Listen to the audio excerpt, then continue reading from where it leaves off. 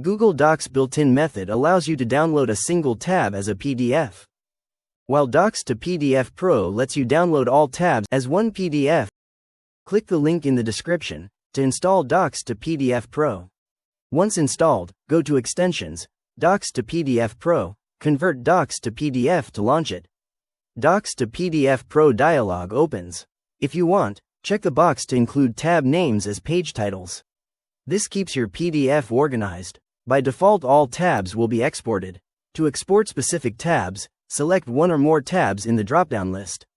This speeds up your export process. In the Output Destination section, you will see 3 options. You can download the PDF and save a copy to Google Drive, or save it only to Drive, or download the PDF only. Select the option that works best for you. After selecting, click Convert Current Document to PDF. Docs to PDF Pro will instantly save all your tabs into a single PDF file. That's it. You have learned how to convert all tabs as one PDF. If this helps, hit like and subscribe for more tips.